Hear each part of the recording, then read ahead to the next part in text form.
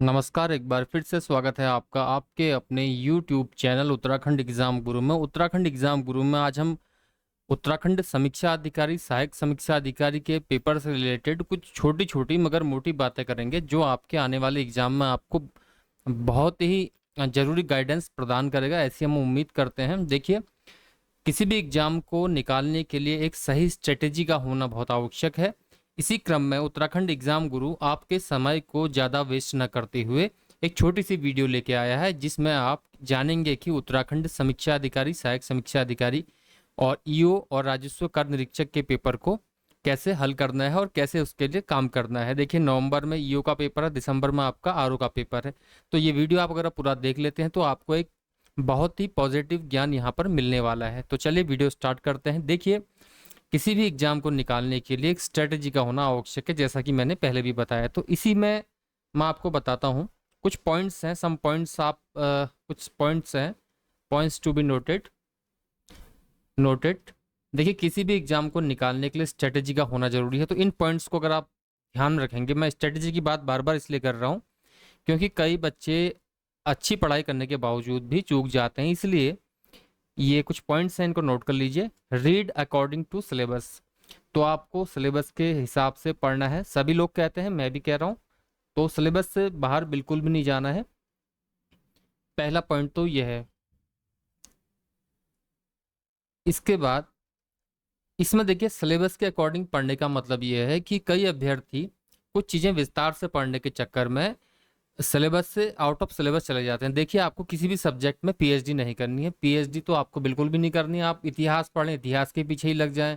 आप कोई और सब्जेक्ट पढ़ें, उसके पीछे लग जाएं। आप एक ही सब्जेक्ट में इतना डूबें कि आप दूसरे सब्जेक्ट को कमतर आंकें, क्योंकि इसमें साइंस का पोर्शन भी बहुत पूछा जाता है, जैसा कि पहले भी पूछा गया है। साइंस के अलावा हिस्ट्री है। आप केवल हिस्ट्री में रहेंगे तो आप साइंस छोड़ देंगे।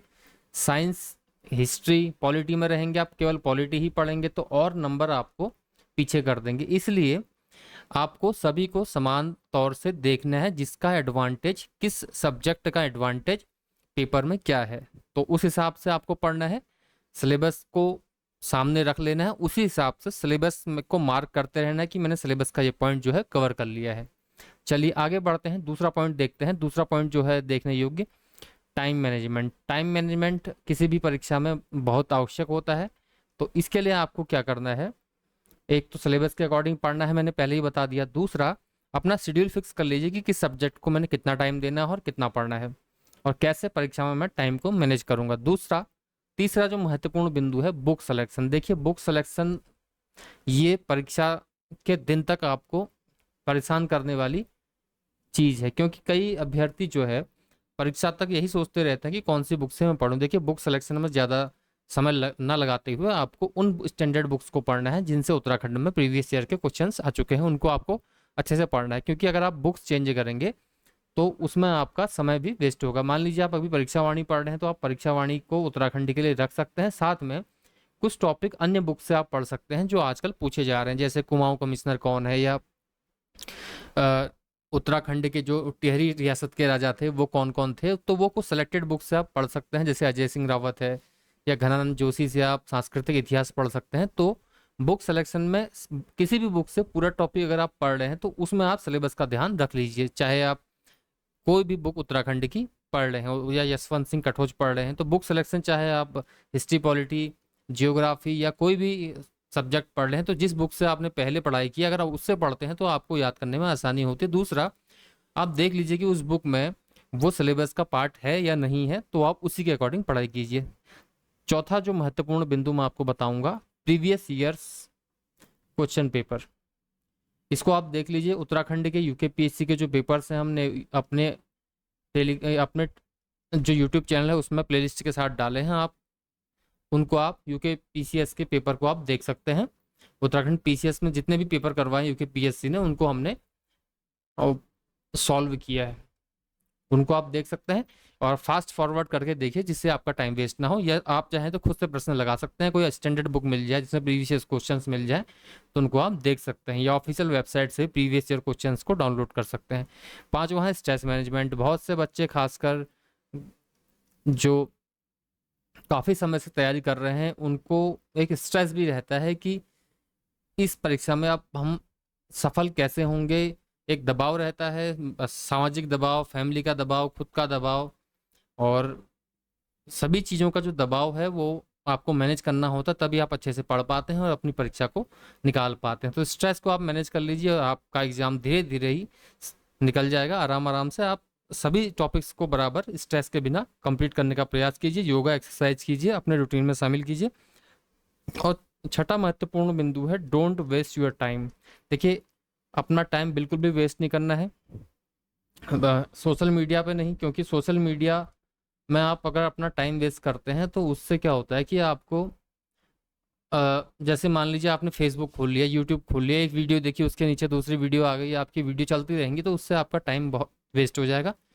तो एक 15 सेकंड की वीडियो के चक्कर में आप 1 घंटे तक अपना टाइम फेसबुक यूट्यूब पर वेस्ट कर देते हैं, जिससे कि आप अपना बहुमूल्य समय जो है खो देते हैं। इसलिए आप ज़्यादा सोशल मीडिया से दूर रहिए। हो सके तो फेसबुक, यूट्यूब, जितने भी सोशल मीडिया प्लेटफॉर्म है उनको अनइंस्टॉल कर दीजिए। खैर, यूट्यूब आप रख लीजिए कुछ, क्योंकि गाइडेंस आपकी इसमें रहती है। और यूट्यूब में भी आपको ज़्यादा टाइम सर्च करने में नहीं लगाना है। देखिए, कुछ बच्चे काफ़ी यूट्यूब में सर्च करते हैं, बुक लिस्ट फॉर RO अमकना ढिमकना, और एक ही चीज़ को 10-10 बार पढ़ते हैं। जो चीज़ आप बुक से आप 1 घंटे में पढ़ सकते हैं, यूट्यूब को मैं आपको उसको पढ़ने में 10 घंटे लग जाएंगे। अगर आपके पास समय है तो आप पढ़िए, लेकिन 10 घंटे वेस्ट करना मेरे हिसाब से बेकार है। इसलिए मैंने कोई वीडियो ऐसी नहीं बनाई है। तो एग्ज़ाम टाइम पे तो ये यूट्यूब से पढ़ के फिर आप अपना टाइम वेस्ट करें, फिर लंबा जाएँ, वो बेकार है। कंसेप्ट क्लियर नहीं है तो आपको यूट्यूब या किसी शिक्षक का सहारा लेना पड़ेगा। अगर कंसेप्ट क्लियर है तो आप बुक से लगातार पढ़ते रहिए। अब बाकी आप गो थ्रो योर स्ट्रेटेजी, यानी कि आप अपनी स्ट्रेटेजी के साथ रहिए। स्ट्रेटेजी ये होनी चाहिए कि स्ट्रेटेजी आप देखेंगे, आप सोचेंगे कि फलां लड़का कैसा कर रहा है, दूसरा कैसा कर रहा है, या अगला कैसा कर रहा है, तो आप अपनी स्ट्रेटेजी खुद बनाइए। क्योंकि हर व्यक्ति की आवश्यकताएं और उनका समय प्रबंधन और अलग, या उनकी कंडीशंस अलग अलग हो सकती हैं। तो अपनी स्ट्रेटेजी बनाइए। गो थ्रो योर स्टडी, तो आप अपनी स्ट्रेटेजी में चलिए। और बाकी एक पॉइंट जो है यहाँ पर, करंट अफेयर को आप डिनाइट बिल्कुल मत कीजिए। करंट अफेयर को आप लेके चलिए। करंट अफेयर के लिए आप उत्तराखंड के किसी पेपर को अवश्य पढ़ें, क्योंकि देखिए, उत्तराखंड का पेपर पढ़ना इसलिए ज़रूरी है, उत्तराखंड के कोई भी करंट अफेयर आते हैं तो उत्तराखंड के पेपर की मुख्य हेडलाइंस जो होती है वो पूछे जाते हैं। इसलिए आप उत्तराखंड के न्यूज़पेपर को पढ़ लीजिए। चाहे दैनिक जागरण आप पढ़ रहे हैं, या फिर अमर उजाला पढ़ रहे हैं, तो उत्तराखंड के लोकल न्यूज़पेपर को देखना आवश्यक है। चाहे देहरादून संस्करण देखें, हल्द्वानी संस्करण देखें, तो ये संस्करण देखने आवश्यक है, जिससे प्रदेश की खबरों को भी आपको पता चलते रहे। और करंट और नेशनल इंटरनेशनल करंट अफेयर के लिए कोई अच्छी मैगजीन ले लीजिए आप, तो उससे आप पढ़ सकते हैं। बाकी फिलहाल इस वीडियो में इतना ही। मेरा बताने का जो मतलब था, आप अपनी तैयारी में समय प्रबंधन करते हुए, किसी भी ज़्यादा ताम झाम में न पड़ते हुए सीधे तैयारी पर फोकस करेंगे तो जरूरी आप सफल होंगे। फिलहाल इस वीडियो में इतना ही। बहुत बहुत धन्यवाद। अगर आप टेलीग्राम चैनल से जुड़ना चाहते हैं तो उसका लिंक हमने डिस्क्रिप्शन में दिया है, उसमें जाके आप टेलीग्राम चैनल से भी जुड़ सकते हैं। नमस्कार।